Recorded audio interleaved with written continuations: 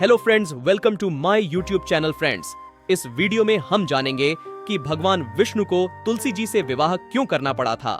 यह जानने के लिए एक कथा सुनते हैं। धर्मध्वज की पुत्री तुलसी अपूर्व सुंदरी थी। उनकी इच्छा थी कि उनका विवाह भगवान नारायण के साथ हो। इसके लिए उन्होंने नारायण पर्वत की घाटी में स्थित बद्रीवन में घोर तपस्या की। दीर्घ काल तक तपस्या के उपरांत ब्रह्मा जी ने प्रसन्न होकर दर्शन दिया और वर मांगने को कहा। तुलसी ने कहा, सृष्टिकर्ता ब्रह्मदेव, आप अंतर्यामी हैं, सबके मन की बात जानते हैं। फिर भी मैं अपनी इच्छा बताती हूं। मैं चाहती हूं कि भगवान श्री नारायण मुझे पति रूप में मिले। ब्रह्मा ने कहा, तुम्हारी इच्छा अवश्य पूरी होगी। अपने पूर्व जन्म में किसी अपराध के कारण तुम्हें शाप मिला है। इसी प्रकार भगवान श्री नारायण के एक पार्षद को भी दानव कुल में जन्म लेने का शाप मिला है। दानव कुल में जन्म लेने के बाद भी उसमें नारायण का अंश विद्यमान रहेगा। इसलिए इस जन्म में पूर्व जन्म के पाप के शमन के लिए संपूर्ण नारायण तो नहीं, नारायण के अंश से युक्त दानव कुल जन्मे उस शापग्रस्त पार्षद से तुम्हारा विवाह होगा।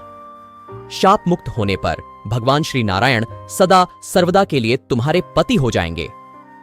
तुलसी ने ब्रह्मा के इस वर को स्वीकार किया, क्योंकि मानव कुल में जन्म के कारण उसे मायावी भोग तो भोगना ही था। तुलसी बद्रीवन में ही रहने लगी। नारायण का वह पार्षद दानव कुल में शंखचूड़ नाम से पैदा हुआ था। कुछ दिनों के बाद वह भ्रमण करता हुआ बद्रीवन में आया।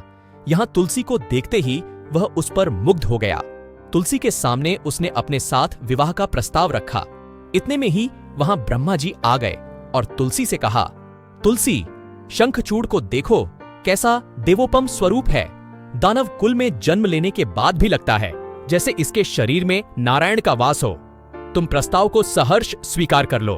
तुलसी को भी लगा कि उसकी तपस्या पूर्ण हुई, उसे इच्छित फल मिला है। शंखचूड़ के साथ उसका गंधर्व विवाह हो गया और वह शंखचूड़ के साथ उसके महल में पत्नी बनकर आ गई। शंखचूड़ ने अपनी परम सुंदरी सती साध्वी पत्नी तुलसी के साथ बहुत दिनों तक राज्य किया। उसने अपने राज्य का इतना विस्तार किया कि देवलोक तक उसके अधिकार में आ गया। स्वर्ग का सुख भोगने वाले देवताओं की दशा भिखारियों जैसे हो गई। शंखचूड़ किसी को कष्ट नहीं देता था, पर अधिकार और राज्य छिन जाने से सारे देवता मिलकर ब्रह्मा, विष्णु और शिव की सभा में गए तथा अपनी विपत्ति सुनाई। ब्रह्मा जी ने कहा, तुलसी परम साध्वी है। उसका विवाह शंखचूड़ से मैंने ही कराया था। शंखचूड़ को तब तक नहीं हराया या मारा जा सकता है जब तक तुलसी को न छला जाए। विष्णु ने कहा, शंखचूड़ पूर्व जन्म में मेरा पार्षद था। शाप के कारण उसे दैत्य कुल में जन्म लेना पड़ा। इस जन्म में भी मेरा अंश उसमें व्याप्त है। साथ ही तुलसी के पतिव्रत धर्म से वह अजेय है। फिर देवताओं की सहमति से भगवान शिव ने शंखचूड़ के पास संदेश भेजा कि या तो वह देवताओं का राज्य लौटा दे या फिर उनसे युद्ध करे। शंखचूड़ शंकर के पास पहुंचा। उसने कहा, देवाधिदेव, आपके लिए देवताओं का पक्ष लेना उचित नहीं है। राज्य बढ़ाना हर राजा का कर्तव्य है। मैं किसी को दुखी नहीं कर रहा हूं। देवताओं से कहिए वे मेरी प्रजा होकर रहे। मैंने आपकी भी कोई हानि नहीं की है। यह युद्ध शोभा नहीं देता। अगर आप हार गए तो लज्जा की बात होगी। मैं हार गया तो आपकी कीर्ति बहुत अधिक नहीं बढ़ेगी। भगवान शंकर सब रहस्य समझते थे। तुलसी और शंखचूड़ के पूर्व जन्म के शाप की अवधि लगभग पूरी हो चुकी थी। बोले, इसमें कीर्ति और लज्जा की बात नहीं। तुम देवों का राज्य लौटाकर उन्हें उनके पद पर प्रतिष्ठित होने दो। युद्ध से बचने का यही एक उपाय है। शंखचूड़ ने कहा, मैंने युद्ध के बल से देवलोक जीता है। कोई उसे युद्ध के द्वारा ही वापस ले सकता है। ऐसा कहकर शंखचूड़ चला गया। उसने अपनी पत्नी तुलसी को सारी बात बताई और कहा, संभव है भगवान शिव देवों का पक्ष लेकर मुझसे युद्ध करे। तुम चिंता मत करना, तुम्हारा सती तेज मेरी रक्षा करेगा। दूसरे दिन भगवान शंकर के नेतृत्व में देवताओं ने युद्ध छेड़ दिया। शंखचूड़ ने भीषण बाणों की वर्षा कर उनका वेग रोका। उसके प्रहार से देवता डगमगाने लगे।